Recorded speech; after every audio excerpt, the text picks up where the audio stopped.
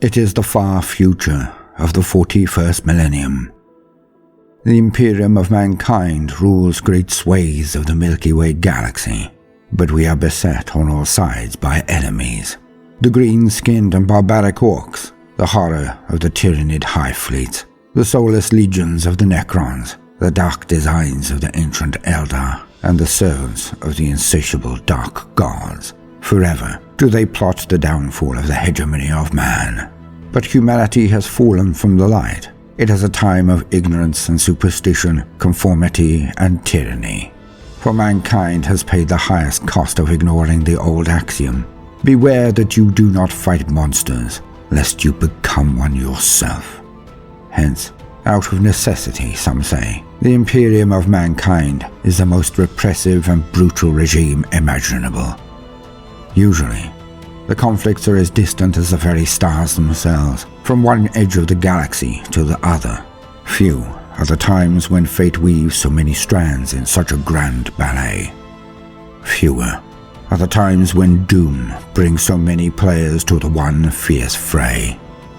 For the futures of empires, champions and kings can rest in the lap of even the most unobtrusive of sights. Welcome to the tale of such an unremarkable place, where the truly remarkable and terrible was about to unfold. Welcome to the ongoing tragedy of the war at Abundance Tertius.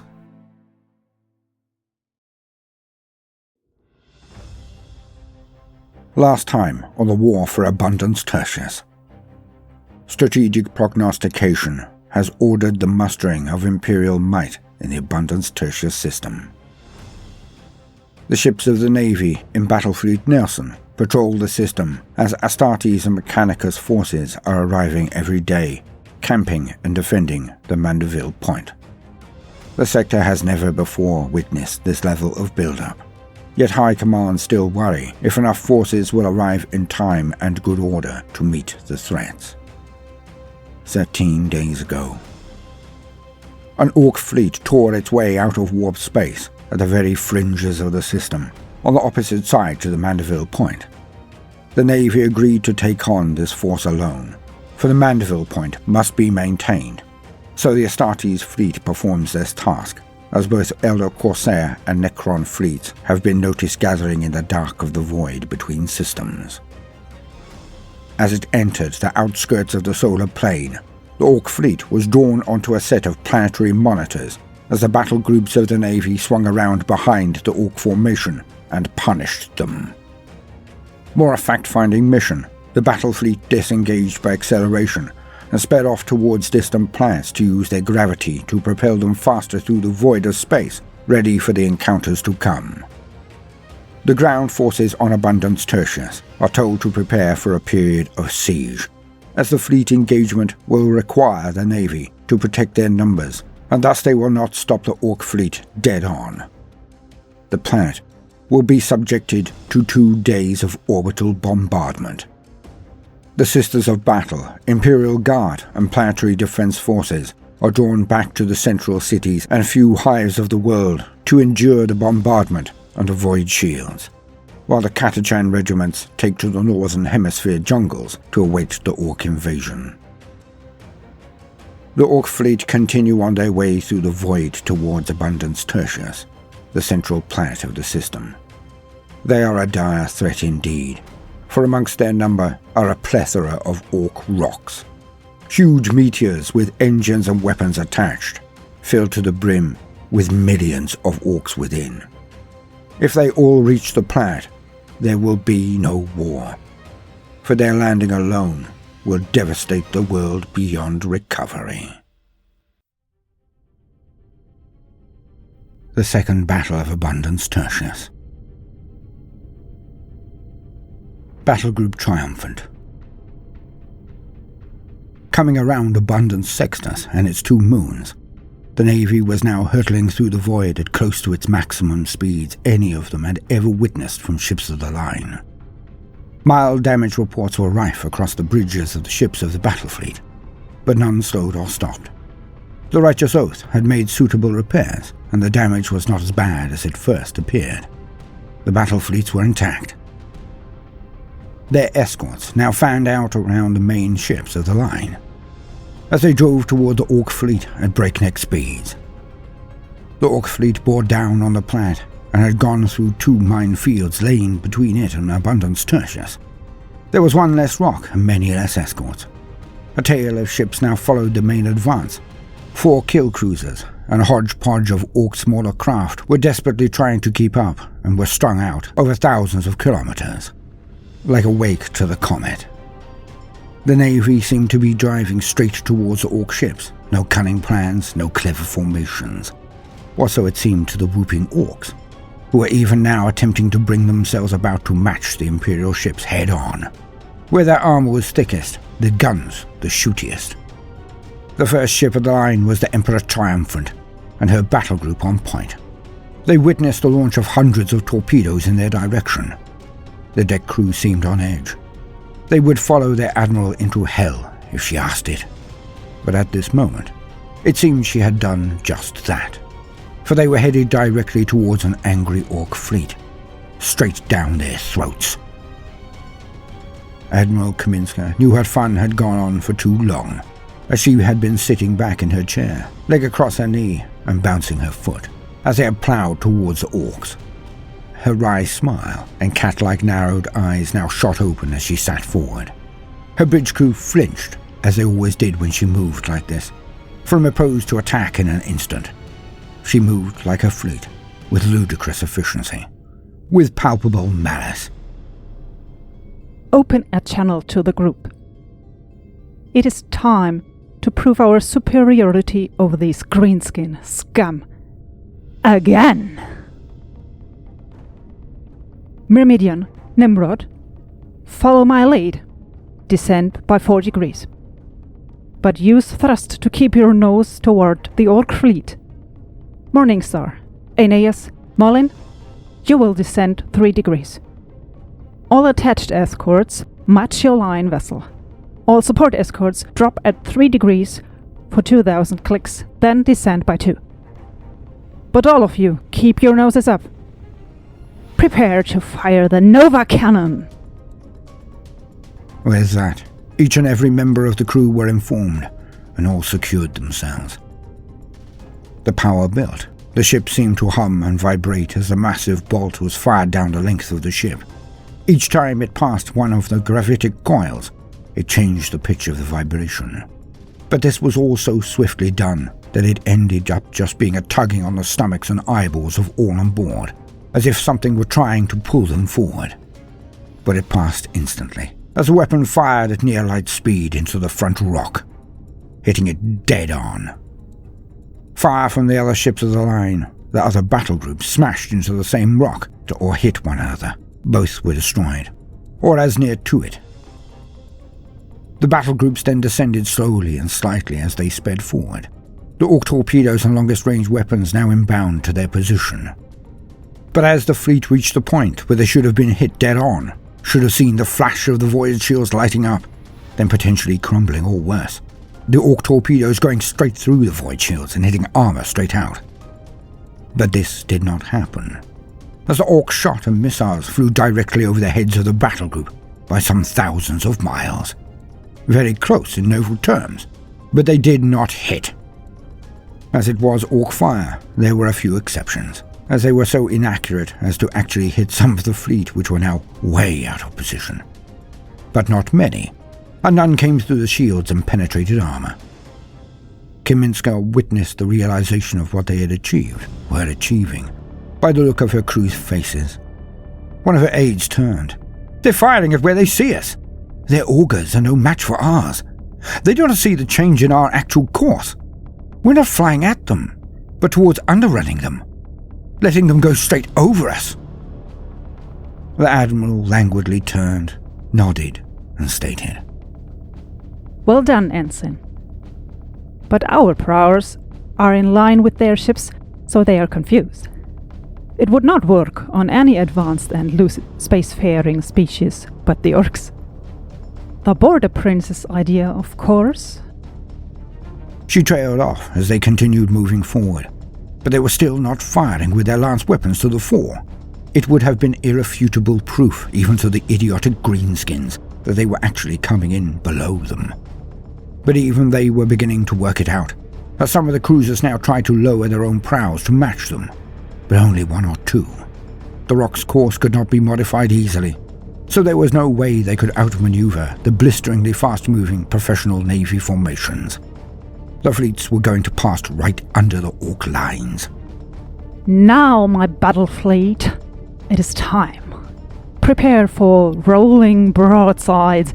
We take out the lower half of the rocks. Smash as many cruisers as we can on the second and third volleys. The bridge crew had not unstrapped themselves after the firing of the Nova cannon, but the claxons went off again. The rolling broadside. It could be lethal, but if done badly, the danger to the ship performing it was grave. On my mark! Portside weapon batteries fire rolling broadside! Open fire! The weapon batteries of the Emperor Triumphant screamed their rage into the void, echoed by the fire from the other capital ships of the battle group. Their comparatively close range added to the furore of the guns, yielding many more direct hits than usual.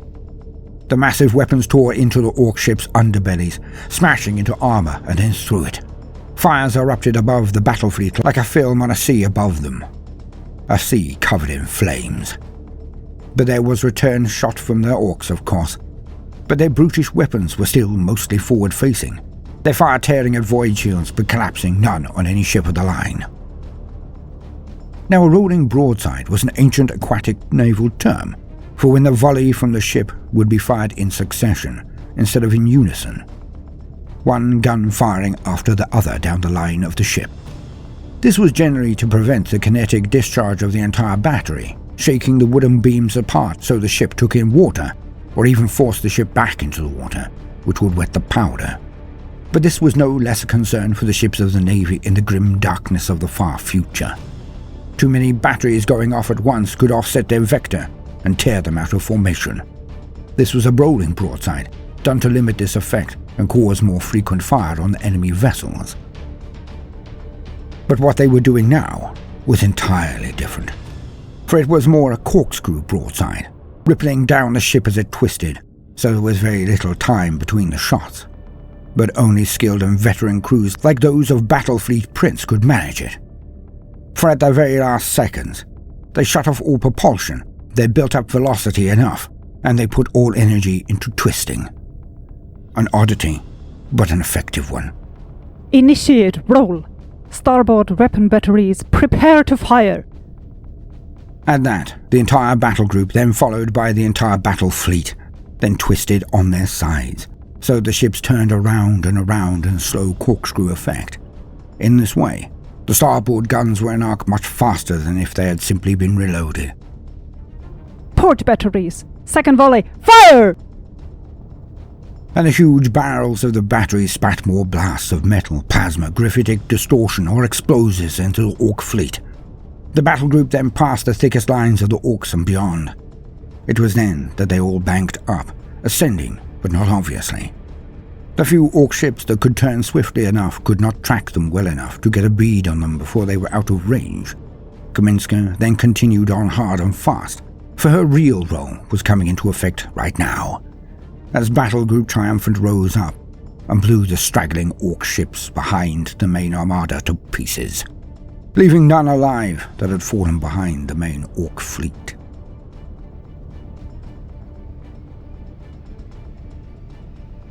The other battle groups.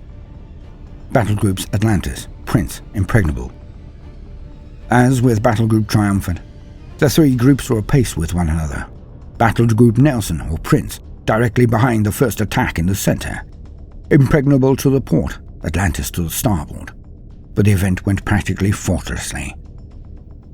For the barrel roll of the fleet disgorged so much fire at the Orc cruisers in this battle that they pulled up a touch after the passing of Triumphant. So the other three battle groups now passed even closer to the rocks, smashing their undersides as best they could. The struts on the Orc rocks were vulnerable, and mainly below, and this pass seemed to tear the engines off-center with one of them at least. The Orc fleet now seemed to be breaking up, scattering somewhat, in case the Navy got to long range and then turned and went into them again with the Nova cannons. But this was not possible. They would not get too close to planetary bodies that would not be conducive to even the backlash from a Nova explosion. The thought of hitting a friendly planet with such a weapon was unthinkable. Hence, from this point on, the Nova cannons would be unusable. Another reason that there had been such a hard choice. Had the fleet stayed at long range and used a retrograde move and just pummeled the Orcs with their Nova cannons while going backwards, it might have resulted in more destruction of the enemy fleet. But it was equally likely that they would miss as often as hit, would not take out the most important parts of the enemy fleet, the rocks. Like it or not, the Prince's use of Nova cannons was judicious. It was a huge risk, because if they had been struck by the Orc fleet from the fore, had been in front of its heaviest guns, then the casualties in the Imperial fleet could have been eye-watering. Yet this way, they had strategically struck and destroyed near half of the rocks, the real threat to the planet. Between the two passes, the minefields and the monitors, the Orc fleet was now half of its previous dimensions. If not even one more ship was destroyed, they would still have difficulty taking Abundance Tertius. As the fleets were in their final pass, one of the frigates in Battle Fleet Nelson, or Prince, moved out of position, charged forward to get in some first fast licks. Who's that? The Chevalier Leroy. Get me the Leroy. Captain. Yes, Admiral? Jenkins, you're out of formation. Pull your head in. No, it's all right. I refuse to use Eldar-type tricks in an honourable battle. I, Captain of the Chevalier Leroy, Jenkins, will drive the enemy of the Emperor before me. Alas, these were the last words of the captain of the Leroy, Jenkins, as he charged forward at a standard rate without declining. Unfortunately, he was torn apart by the combined fire from 4 killed cruisers. There was nothing left.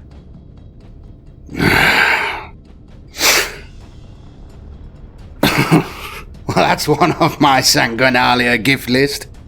Very droll, sire, but it will streamline formations. We'd had to simplify things since Keen was foisted on us. Pity about the Leroy, though. Fine frigate, that. Despite the destruction of the Chevalier Leroy, when the fleet thrust off again at maximum speeds, it was certainly not with their tail between their legs, nor was any of it a wasted effort. They had done real damage to this aggressor, had drawn their teeth mightily.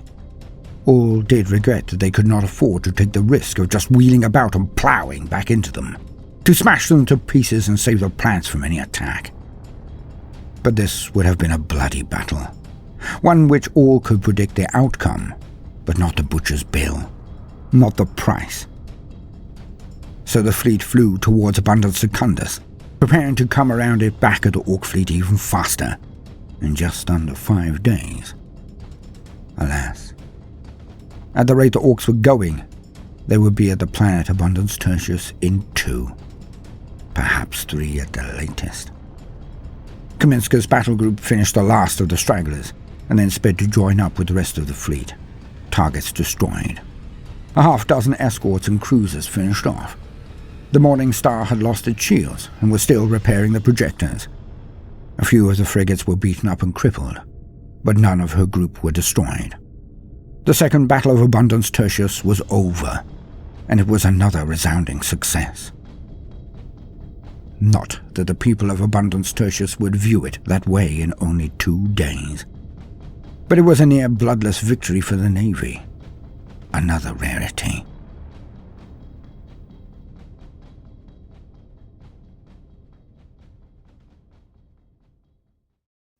The night before, the skies are burning. Abundance Tertius held its breath, a final chance, but not much of one. The Orc fleet was now roving into range.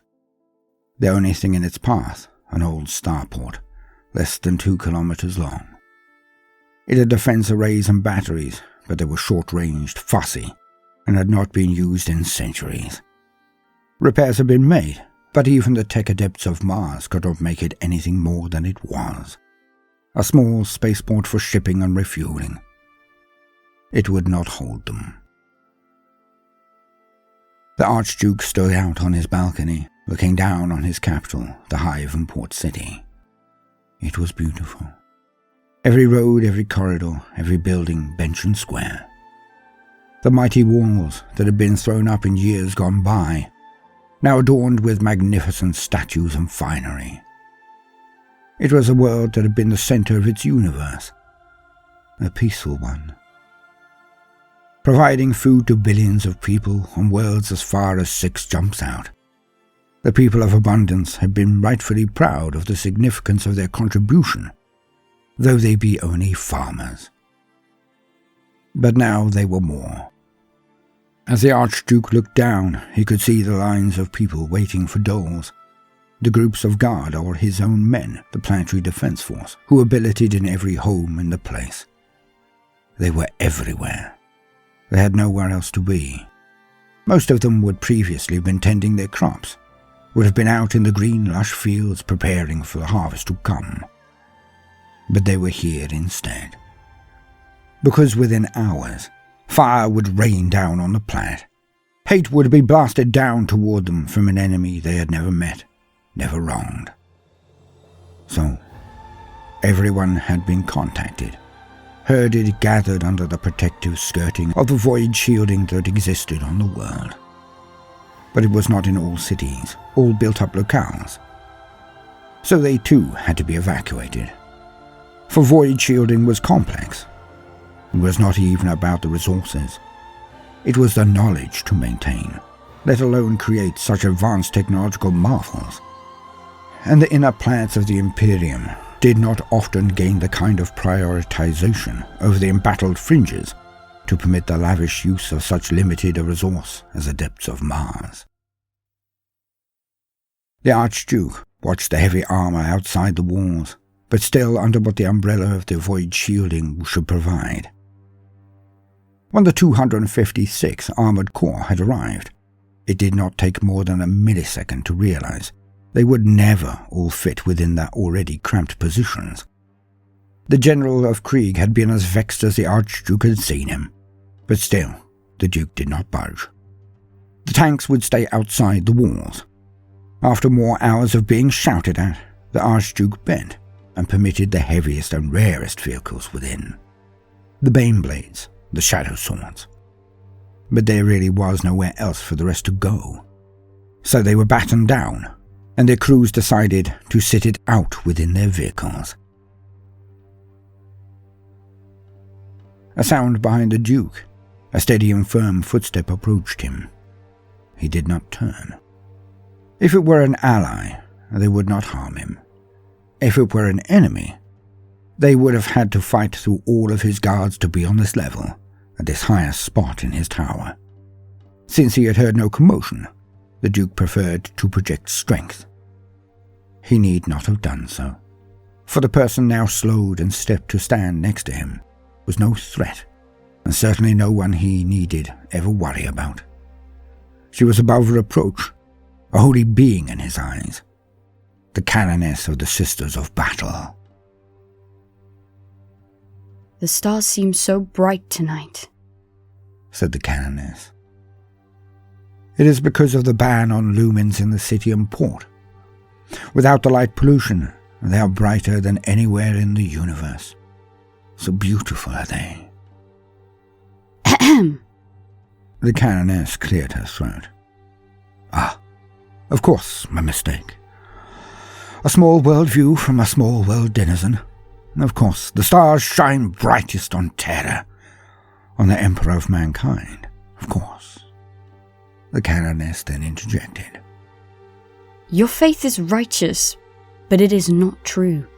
The skies of Terra are choked with light and smog, and ships and transport and edifices glorifying the Emperor. I coughed as you seemed to be nursing that wine so selfishly. Oh, how rude of me. Confound it all, I am beside myself. How ungallant. Please, I shall pour it for you myself. Do not even try to be gallant with me, young man. The last male that did will never sire children, nor sing bass, if you catch my drift. Flowery language for the court of a peaceful plat. I mean no offence, your holiness. I needle you only, Archduke Somnambulus. I fancy I am the only one who has done so in many a year. Aye, 'tis true. I am not used to it. But then, there is so much that I am not used to these days. So very, very much.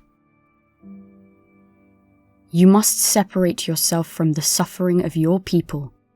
Never forget that all of this is the fault of the Xenos, the mutant, the witch, the traitor. The blasphemers who stand against the Emperor's righteous plan. It is they who you should blame for all that happens. For it will be hard, and allies may seem like enemies when all the news they bring, all the options they give, are bad. You need perspective as this war drags on, for it will not be swift. And you must always remember, your hatred is reserved for the enemy alone. The Archduke looked down into the eyes of the CANNONESS, then sighed and turned to look at the stars again. But it was not in a dismissive way, nor resignation. It was just an indication that they should enjoy the stars while they could. But the moment had passed. For the stars began to flicker with lights, tiny flashes of flames or points. "It begins," said the Duke. And very soon you must come inside with me, your grace. For it will not do to have the leader of the planet blinded by an unfortunate reflection. "Aye," said the Duke, tipping his wine to the floor, emptying his glass. "It is time to see what I am made of." With any luck, your innards will not be on display for some time yet, O Duke. If I have my way, that will never come to pass, said the CANNONESS with a wry smile. "Are all sisters of the martyred lady so literal?" Only when it is comical. Now, Duke, it is time to get to the bunkers, just in case.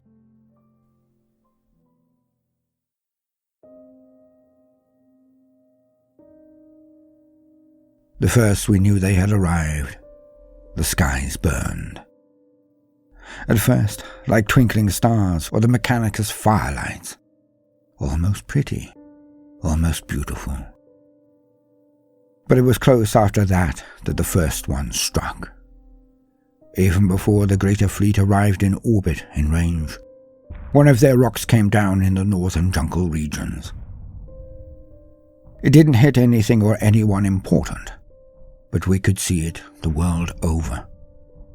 The fires in the skies, the burning on the horizon, like the sun was about to rise, but it was the middle of the night.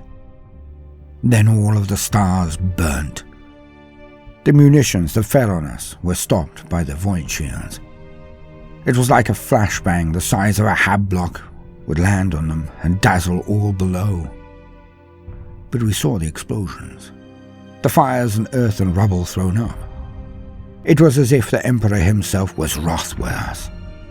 Shooting stars perpetually coming down in the fields and orchards around us.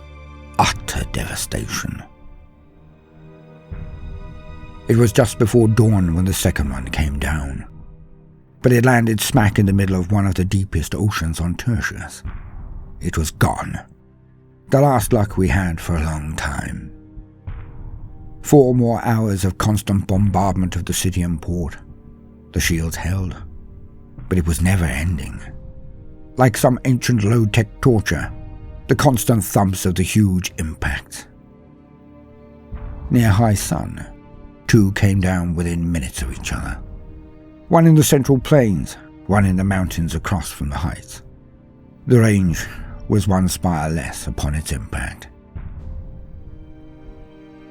Colonel Harker was on the Vox. "Confirmed. It's 80 clicks out. No signs of movement yet. We'll keep you praised," was his only message. The hit in the central plains set what was left alive there on fire. A bushfire ripped through what would have been the glorious harvest. The plains burnt on and off for days. The forces of the Imperium held their breath as they held on for dear life under their umbrellas of void shielding. The hours ticked by and all began to hope. That was it. Then 10 minutes to midnight, the last rock came down. It burned through the atmosphere like a micro-sun and hit the most inopportune of targets, for it smashed into the shore near the Galantine cliffs. Alas, half of the city fell into the sea. The defences smashed, the city in tatters. None needed to say it, as an orderly simply turned over the chevron of the position marking it as destroyed. The coastal hive of Galantine had been a major strongpoint, and in this one action, the Guard had lost some 5% of their entire force, but this included a greater proportion of their armour, prepared outside the city for the rush down to retake the plains. It was a catastrophe. 3 super heavy tanks had been lost, amongst more Lehman Russ and Vanquisher battle tanks, and much of the mobile armour in that region. Counter-strikes will be hampered by this loss, severely. Z-Day was over. The siege of Abundance Tertius was not. Ash filled the skies and fires were ever present over the next few days. All held on as best they could, but soon enough, after days of constant bombardment, some cracked. Dubbed thumpers for their reaction to the constant thumping and the maniacal attacks on others in maddened rages, situations broke out often as the endless barrage continued. It was discussed at the highest levels. It was so rife.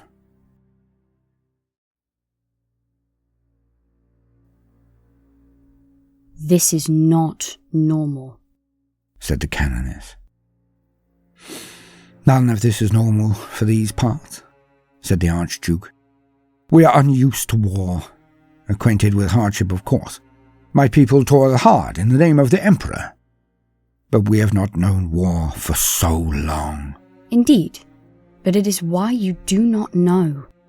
This is still, even for everything you've said, unnatural. My sisters suspect malaligned forces are augmenting the bombardment sound's echo in the souls of the fragile. Dear lady, warrior of light, what does that even mean? It means we suspect we are under spiritual assault.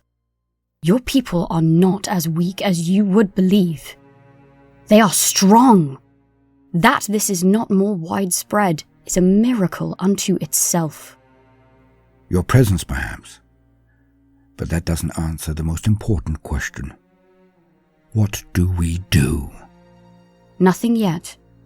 We await the return of the Border Prince. When he does, we are prepared to turn the tables swiftly. First on the orcs, then on those who may be within our very own walls. One more day, said the Archduke. Perhaps. Perhaps. At mid-morn on day 2, the barrage was waning, becoming more sporadic, almost as if the orcs were either losing interest or ammunition. Again, the elation was short-lived. It was at 9 minutes past 11 on the second day that a concentrated assault of fire hit Hive Hammart. Its shields buckled and then evaporated. And for the next 8 hours, the Orc fleet removed Hammart from history. There were not 2 stones left side by side unmelted or unsmashed. A smaller hive, but over 2 million passed that afternoon and evening, wiped from existence by the wrath of the Orcs. All looked on in desperation as the clock struck midnight. And as the day passed, all looked on in desperation as the clock struck midnight. So many had heard the estimation. How? Nobody in brass was entirely certain, for it was supposed to be a secret. But so many knew, had pinned their hopes on it, and as if by magic, the moment passed, and nothing happened. The Border Prince was supposed to be here. It was the third day. At first the gathering crowds were stunned. Then they almost laughed at themselves, at their own naivety. He was coming today. Perhaps at dawn it was his way. But he did not. The bombardment continued unabated. Dawn gave way to morning, and then high sun. And it was then that the rioting started. Thumpers in the hundreds were amongst mass gatherings, as the despair of the situation finally broke when in each hive city or facility someone finally and usually loudly stated it. "We are forsaken. He is not coming.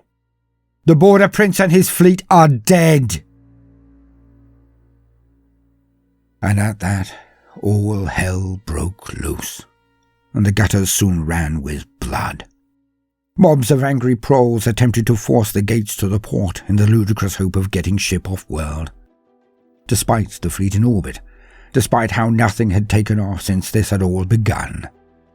They wanted to escape, and that was the only source of it to the minds of the simple hivers. Auto turrets and ranked lines of Krieg and PDF were ordered to clear the gates of rebels. And they did so. It was carnage. The shouting and thumping of the shields covered the majority of the noise coming from the frays at the gate. So those at the back of the mob pushed forward, ever trying to get to the starport. The casualties were horrifying. Not just in scope, but in content. In some areas there were now carpets of dead and twitching, screaming hivers. Only after a half an hour of constant shooting did the crowds finally realize the situation and retreat. But this just took them into the hive on the warpath. The Arbiter and many local administratum buildings were assaulted. But the same happened. Unfettered slaughter. PDF formations began to ignore orders to fire. Krieg carried them out without hesitation. In one hive, the Kriegsmen lost patience and fired on, then charged the local PDF who had refused to resist their countrymen. It was getting out of hand fast. But it was not always so. In some cities, where there were large congregations of Sisters of Battle, things could not have been more different. There were processionals, with sisters walking the streets in hymn and prayer, many thousands trudging after them in huge cavalcades, in huge crowds of the faithful. Crossroads and intersections were covered with rank upon rank of kneeling hivers, being sermoned and led in prayer by the sisters of the Order of Our Martyred Lady. Novitiates walked the ranks and would deal with only rare thumper outbreaks, knocking the person unconscious swiftly and efficiently. But they were few. The dirges of prayers, the voices raised often in exaltation to the Emperor. The hivers mouthed the words, they sang the songs, they chanted the liturgies. And the Order kept just that. Order. One outbreak of violence was swiftly broken up. A few thousand clamored as they did in other regions, but the sisters just charged them. 50 sisters waded into the crowd, breaking and neutralizing the mob like a tidal wave. It was like unleashing carnifexes on a kindergarten, is what one onlooking PDF officer reported. They soon broke the mob. Not one bolter round was fired. Then they returned to hymnals, prayer, and pacing the ranks of kneeling supplicants again. And the vigils went on.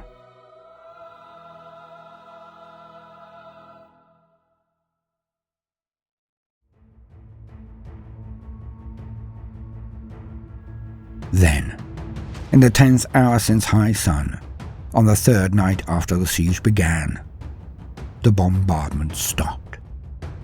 The rocks and missiles and bombs simply ceased hitting the planet, and eventually all looked up. Lights filled the skies. Small flashes, large dazzling explosions. It was happening. They had returned. Battlefleet Nelson was here, and the Orcs would now be punished for their sins. The Border Prince had returned.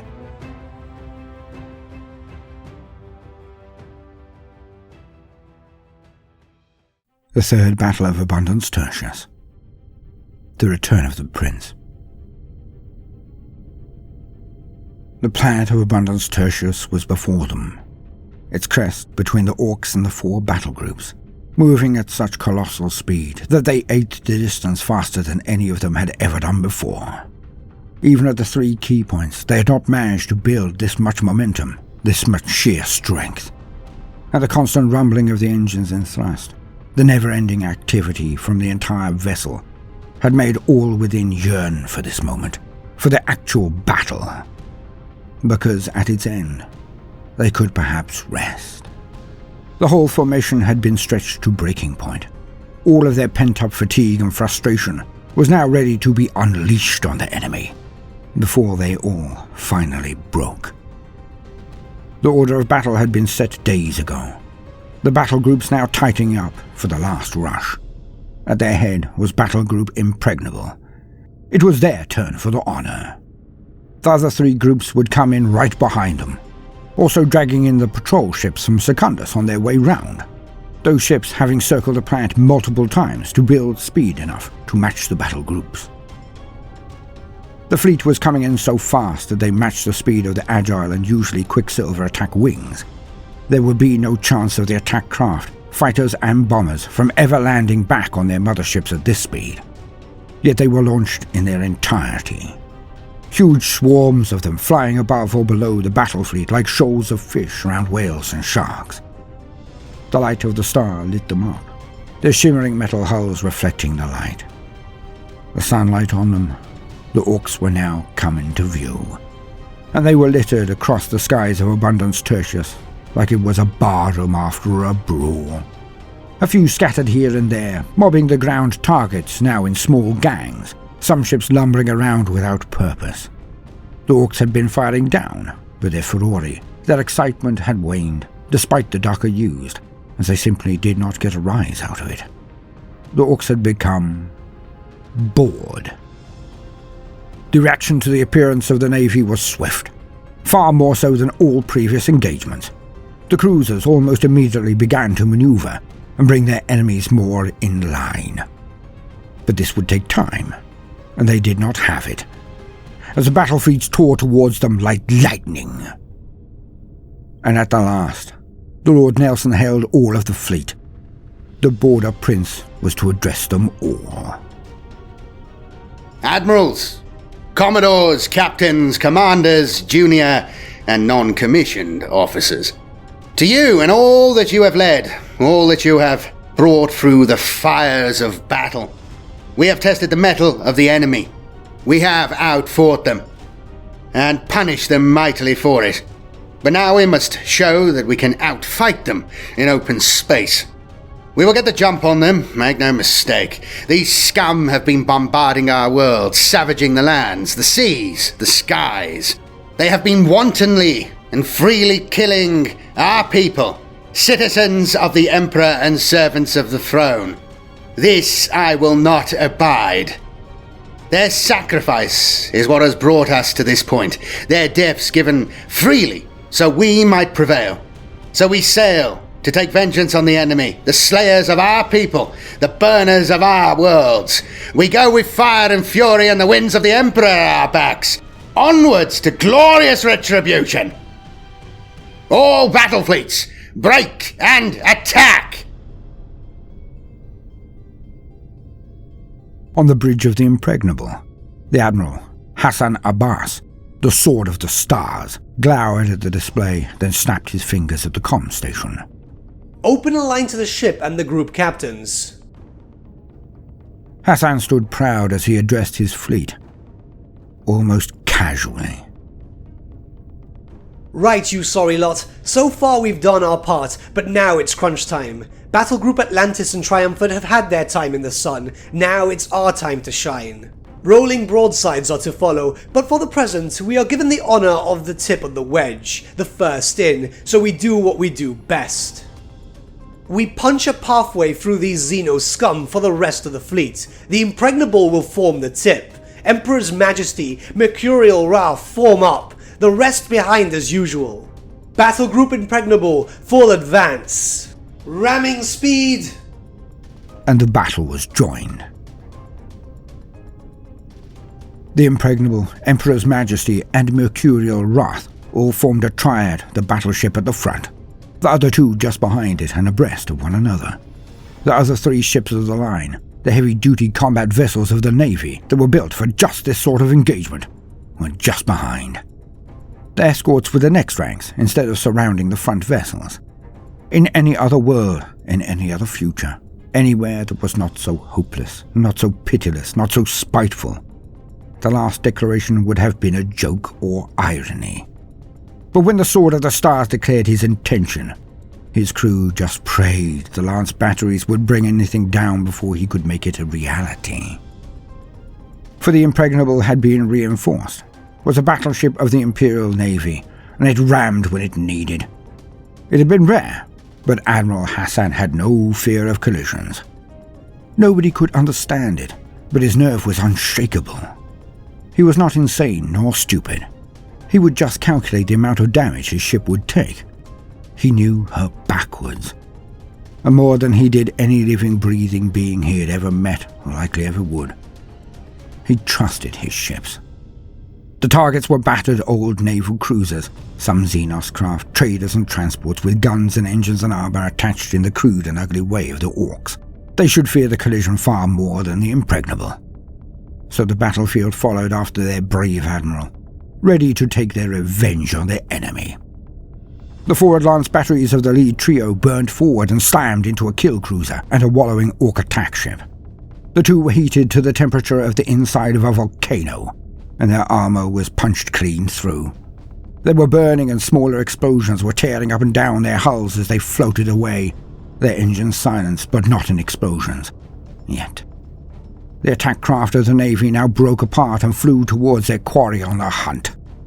As they flew past the Orc cruisers and light vessels, dodging and jinking easily away from the flak and darker of the Orc ships, they darted in and their combined fire made more of the Orc ships burn in a myriad of places across their hulls. But this was no real sign, no true indicant. For greenskin vessels were known to have a collection of secondary systems, and despite being blown near to pieces, having huge rents in their armor and chunks of their ship fall off, it was only a fool who underestimated them. They always had teeth until they were utterly destroyed. Something every admiral was reminded of at length by the Border Prince in the staff meetings building up to the battle. Now the Orc packs were coming together, but Battle Group Impregnable was already nearly halfway through them at this point. Then, the perfect target arose. As they continued around the orbit, and a large but slow kill cruiser attempted to block their path. Or it could have been attempting to throw off the assault of the attack craft of the Navy. It was impossible to say. But the result was the same. It was right in the path of the Impregnable.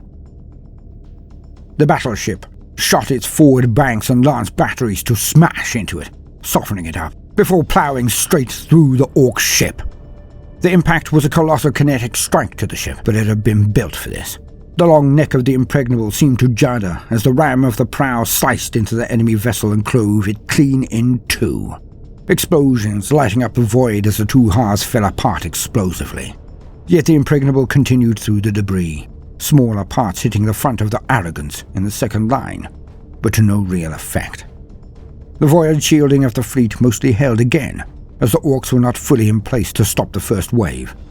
The broadsides coming from the capital ships of the battle group were blazing out to both port and starboard now, timed perfectly not to affect their course. Much of the fire missed, but with so many broadsides going off one after the other, those that did not hit just corralled the Orcs into more other volleys. Yet the Orcs were not without their own firepower. Despite the fleet moving so quickly, there were those who had already swung around to face the Navy. They were unsupported, but at these ranges, their forward-facing firepower was terrible to witness. A smaller kill cruiser had climbed a little above the broadsides and came at the battle group. It was not fast enough to fire on the battleship, but those behind were raked with its lethal firepower. The Siluria-class cruiser, Righteous Oath, had its shields crack and implode and the raking attack smashed its bridge and forward section. There was outrage at the luck of this hit, as one of the best Commodores in the fleet flew his last. But revenge would be swift. The Arrogance ordered her attack craft to swarm the cruiser, and soon the waves of bombers and fighters twisted around the ship, and they cut it to pieces. Beheaded, the righteous oath went spinning off into the depths of the system. The group would have to come back for her later.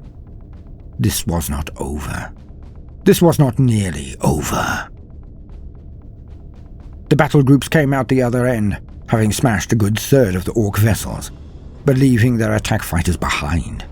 It seemed like madness to anyone outside of the admirals themselves, for the admirals knew that the Nova cannon shots over the last two encounters had been timed so that the Orcs were aware of their attack, would have time to launch their smaller attack craft.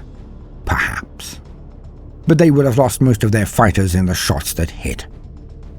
But now, after 2 further days above a planet that they were bombarding, it was likely that the Orcs had lost even more in the siege of the planet, if not all of their fighters and bombers.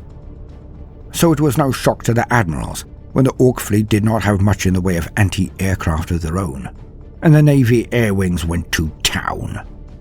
There was also no way for them to be picked up unless the fleet came to an emergency stop, which would cause catastrophic carnage. Few understood why they were being left behind thus. They did not know that they would be back to pick them up in only a few short hours. As the fleets then received their orders from their admirals, the entire battle group then came around the planet again, but this time they used the gravity well of Abundance Tertius and its moons to slow them down inordinately. The largest ships had the worst of it, as they attempted to slow themselves as fast as was possible. They shook and groaned like they were whales of space. The sounds were loud, long, and laboured, like the ships were screaming their discomfort to their uncaring masters. Yet on this day, with hate in their breast, fire in their belly, the entire fleet flew so perfectly, so skillfully, that all now came around the turn and were back where they had been only a short time before. The Orcs had strung out again, still not learning their lesson, for some had attempted to follow the Navy, were now coming around behind them, but so slowly that they were no threat at all. And this last time, this 4th battle of Abundance Tertius, the Navy came forward as if it were a standard engagement, at battle speed, but much slower than before. Carefully, but with their powerful forward batteries and lances now taking the Orcs to pieces.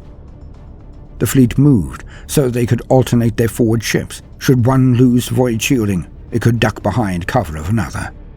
And they did exactly as the Border Prince had related those days before in his cabin. They swept forward. They found groups of Orc ships mostly cut to ribbons by the squadrons of attack craft, and they finished them off. It was, as the Admiral had predicted, an utter slaughter.